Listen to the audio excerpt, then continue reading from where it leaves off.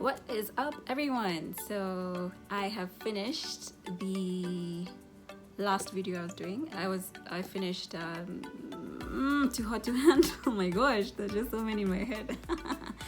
And I figured, you know what, let me actually rate these reality shows. I'm going to limit them to the dating or love themed reality shows. I think reality shows are the best thing on earth because it's not scripted. It's just people being crazy, and that's the most authentic, beautiful part of them. Like, you cannot even write some of these things that they do.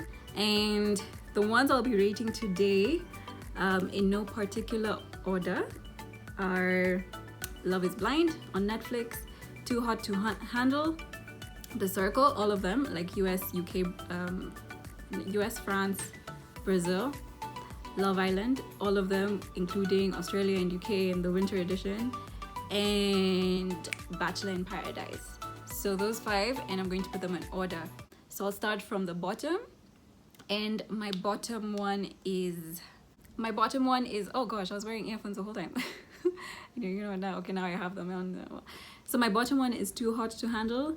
I struggled to get into it at first.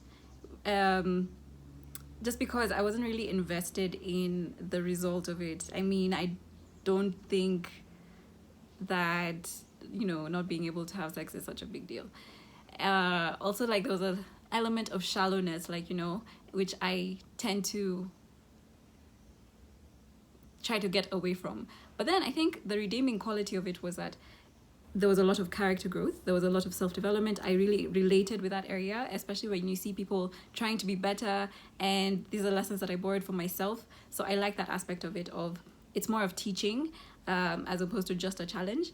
So I made it through the end. I did enjoy it, but there weren't many points that I was like, oh my gosh, this is amazing. It was sweet, especially the people who found each other, but I wasn't like excited to get home and watch it. You know how you tell me this is the best sex of your life? Have you noticed that I don't return the compliment? Number 4 is Love is Blind. I think the concept of it is nice, of, being able to connect emotionally through a wall. I can't even remember the last time I connected emotionally, to be honest. So I think the premise of it makes sense, and I really liked how organized it was, and they really cut to the parts that were interesting, like to the people that were interesting. The fun fact is that apparently 7 couples got engaged, but they only had space for 5, so they focused on the 5 that did, and I just found that really interesting. What I didn't like was the content of the conversations that they were having were more of, oh my gosh, you mean so much to me, oh my gosh, I can't wait to spend the rest of my life with you, which to me I just found completely unrealistic. There's no way, or maybe I'm just a skeptic, but there's no way you can be telling someone that after 7 days. I don't know. And then every episode it was just like, yeah, mushiness, and I just didn't buy it. If the thing with the reality shows is that some of them show the stupid parts as well, or the funny parts. It's a more human experience, but I think Love is Blind, the way it was edited, they just kept showing the very lovey-dovey parts, which was hard to believe after 7 days. And I think the rules of the show were that you have to get married anyway, whether or not you know for sure this is the person. Like, for example, Jessica and what's this guy's name? Mark. I think they'd had a conversation previously that she was not into it, but I think the show, for the sake of production, made them go through the whole wedding dress shopping, made them go through the whole makeup and the venue, so you could tell that some of those relationships had expired earlier on, and they probably knew. It's just they went along with it for the sake of the show. I think Lauren and Cameron really honestly just carried that show on their backs. If it weren't for them, I don't think there would really be that much of a hype around it, because the rest of the connections were kind of hard to buy, but theirs was really sweet, and that's probably what kept most people tuned in. But yeah, I was watching it because everyone else was watching it.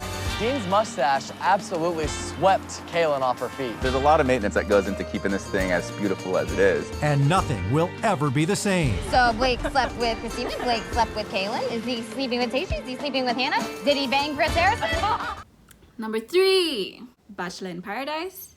I was honestly pleasantly surprised when people actually connect and get married, to be honest, because just the probability of how things happen surprises me. I don't usually think that these things will last, so it feels good when they do. Why I like Bachelor in Paradise is because it doesn't take itself too seriously. It's not, oh my gosh, lovey-dovey. It's more of people say exactly what's on their mind. I especially loved the dynamic between, I think his name was Jordan and Demi, how they just used to tell, like they used to just say everything that's on their mind. I loved the whole tension with Nicole and the big guy and how he was like all into her and then suddenly he's not. I didn't really like Dylan and Hannah because I just felt like dude was really clingy, but they proved me wrong even on Twitter. Apparently I commented on Twitter and he came after me. I'm sorry. I was just observing that. I didn't think that they'd go far, but they did. I love the chemistry between Caitlyn and this guy who lives in a van. What's his name? Anyway, him. Again, like really opposite couples who made it work. It's just very raw and authentic. So you can see everything and it was just very light. Elle doit avoir 48 ans. Bienvenue dans The Circle Game. Toc toc toc. Bienvenue à nous tous. C'est un jeu sur un... Number 2 would be The Circle. The Circle really surprised me. I was watching it in Brazil because I was trying to like connect with with life there, and I really liked it. Like I was so surprised how much I like it. So I didn't think I would because it's about popularity, it's people in an apartment, it's about social media.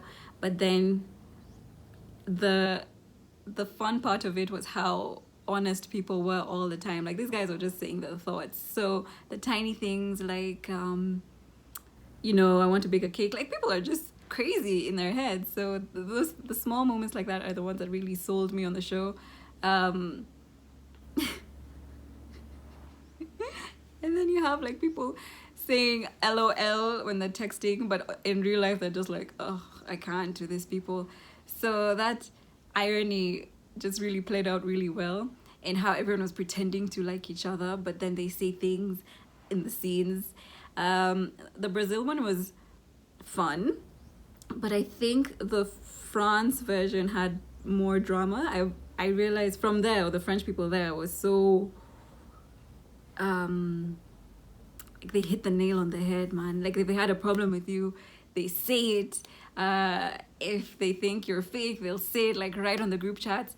I found that so fascinating because like the Brazilians were more of chill and polite, and if you come to their house, they give you tea, and then they'll say bad things later on. But like with the French version, guys were everything on the table, which I found so hilarious. And then there were cliques, and then no one is ashamed that there are cliques.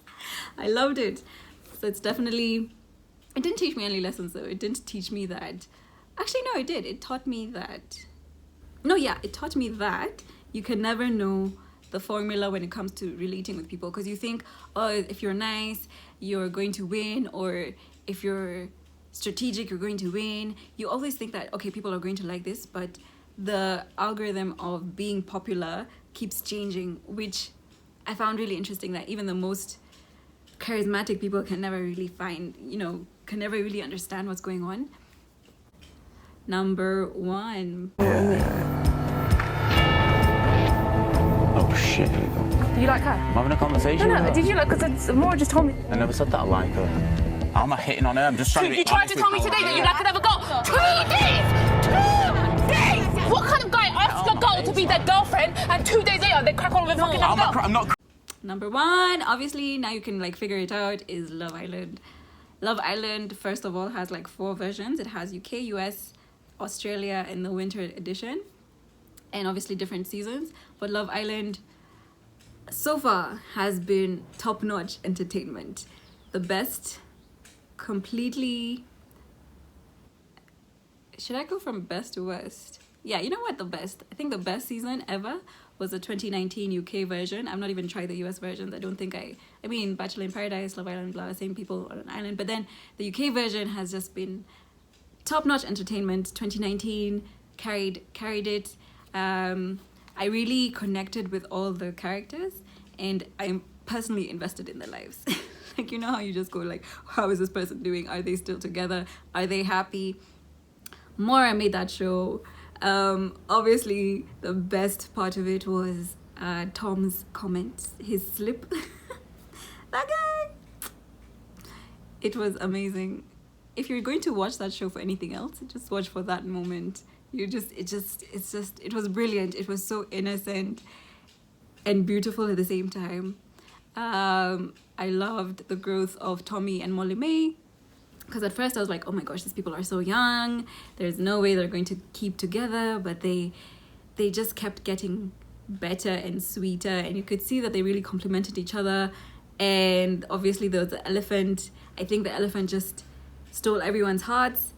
The love triangle between Greg and Amber and Michael being a devil, and Joanna, like, things just kept moving. They kept you on your toes. And obviously there was that whole Disney moment with what's her name, Anna and the dancer. Wow, I've forgotten their names. Anyway, how they were strong from the beginning, and then suddenly she's, you know, she first she's in love and she's going to tell him, and then he's like, okay, you know what, I was lying to myself. Damn, you cannot script that. That is just gold. What I also really appreciated about them that was missing in some other versions of reality shows is that they were able to communicate with each other. Strangely, I've learned some of my communication skills from the people on that show, because what they did is, if they have a problem with you, they actually pull you aside and say, yo, this is what happened, this is why I didn't like it, you know, tell me your version. If they agree, they hug it out. I'm like, wow, these people are like 23, 22, but they're so mature. I learned a lot from them, and I was entertained. The versions that came close to the 2019 UK version was the Australian 2018 version. That also just had really good moments. But then anything after that has been very shaky. You can tell there are just so many fuckboys that have come to the show. I tried the winter version in SA. I just could not. But last year was just it for me. That was gold. And if anyone can recreate that, they have it down. All right, so that's it for the reality shows. If you agree with me, let me know. If you don't agree with me, let me know. Yes, I will see you in the next one. Bye.